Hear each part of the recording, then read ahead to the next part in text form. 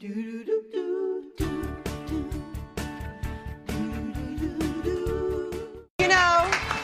is such a magical time of year. The leaves are changing. Everything starts to look so beautiful. Look at some of these images. So what better way to capture it than really getting out in nature and snapping your own beautiful photos?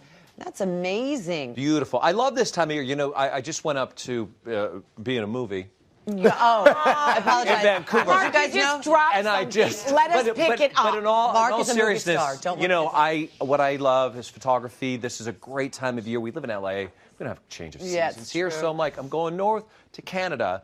I'm gonna catch the colors and all of that, and it just was a wonderful, experience to go up, and I packed stuff up. But before I get into that, I want to show you a little bit of what the change of the season is all about.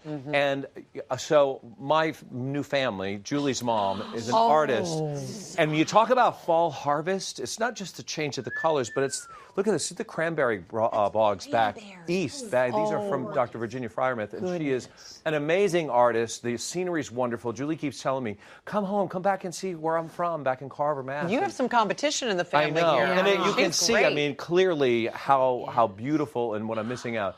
It's so clear even Norbert can see it coming. So, Norbert! Here's what I want to say. Okay, I want to give you some tips. I want you to have some good information that you can go out and get this.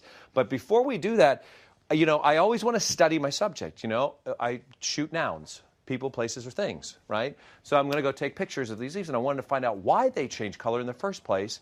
And since we have a wonderful family, I thought, I'm going to ask Shirley, why not? Why not? Why do they change? Yeah, it's pretty fascinating. You know what? It's the time of year when the days are getting shorter, and photosynthesis, the green of the leaves, the chlorophyll, and all those colors and pigments, they need a long day. So what happens is that leaf on a tree has all those inherent colors, already has the red pigment in it, has the green, has the yellow. So when there's not enough sun and the green color recedes, then you see the red color. Then you see the yellow. But it's always been there.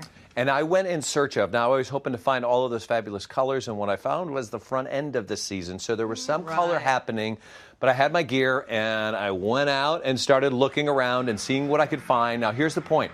You have to look at nature from different standpoints, not just from eye level. Get on the ground. You're going to want a tripod if you can. I used it on a couple of shoots. Do those people know you're photographing in the They had no idea. They thought I was the gardener. That looks awesome. Look, I didn't have the broad sweeping colors. Look, there's a deer in the background. Oh, my God. But go ahead and get up close.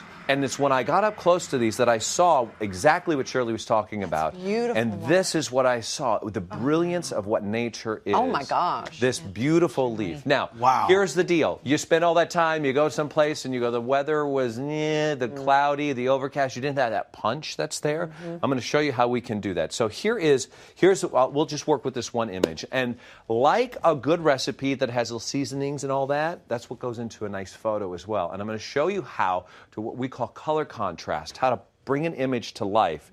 It looks pretty good here, right? I mean, look at that. It's beautiful. That's a beautiful photo. But I'm going to ask you for help. Now, I always tell you to shoot in RAW, and I'm going to get into some settings that I want to send you out on when your season starts happening around you first.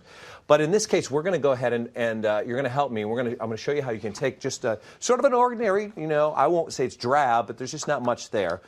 And I have started to kind of doctor this image up a little bit.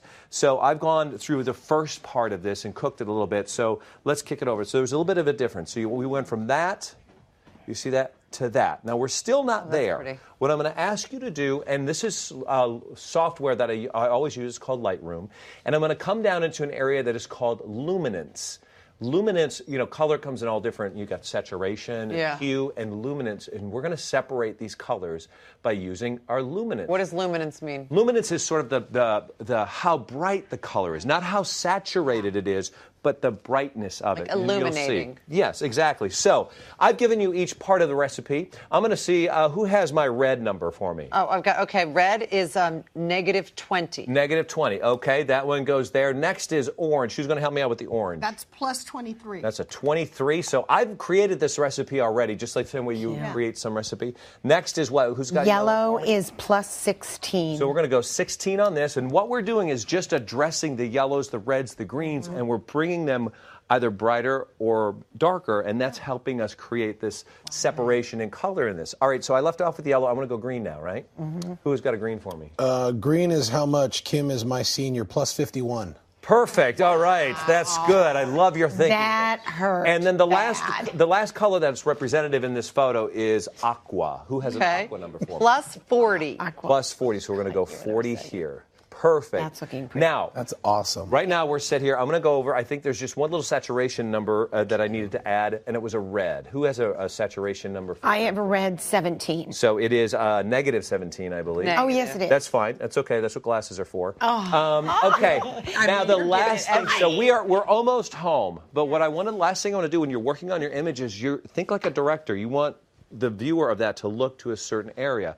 Right now, it's just one picture. It's beautiful, but I want to bring you into the veins of this sort of plant. So we're going to go down to the effects. Cool. And there's a couple of little things I gave you for that. And the amount and the effects for the first one, Debbie, is? Negative 48. Okay, now these are just numbers that are on the slider. See, I started to bring a vignette in.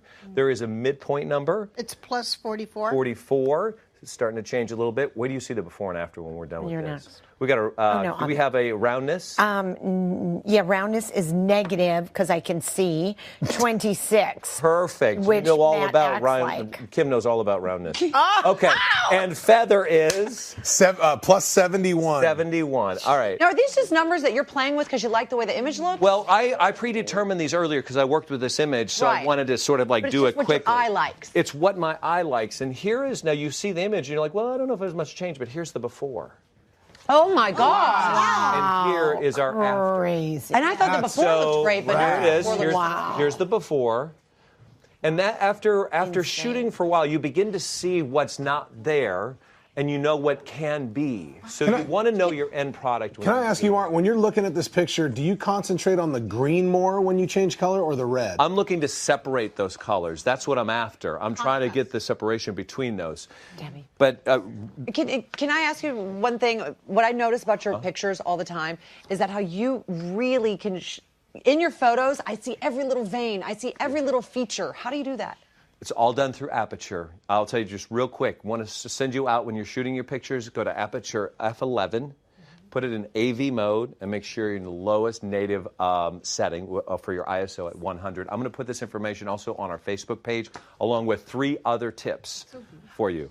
Okay, well, with all of this knowledge that you just dropped on us, drop the mic, Mark Stein. Did you like that? We liked it, and we hope that you guys liked it. We hope it really got your photography juices flowing. We would like to encourage you guys to go out, take your own landscape photos of the colors changing in your area, put them on our Facebook page, and we are going to pick one of these pictures at random each week through the whole month of October. Nice. And whoever's picture we pick will get a $1,000 gas card. Wow. That is a big deal. All you have to do is go to our Facebook page and use the hashtag #HomeAndFamilyFallPhoto. I just want to say, Dr. Virginia Fryermuth, be careful. I'm on your tail here. All right. That's not exciting enough, by the way, what she just mentioned. Hallmark Channel loves Fall Harvest, and every Saturday this month there are all new original movies beginning this Saturday at 9, 8 Central. Facebook page, more tips for you to go out and maybe win that $1,000 gas card.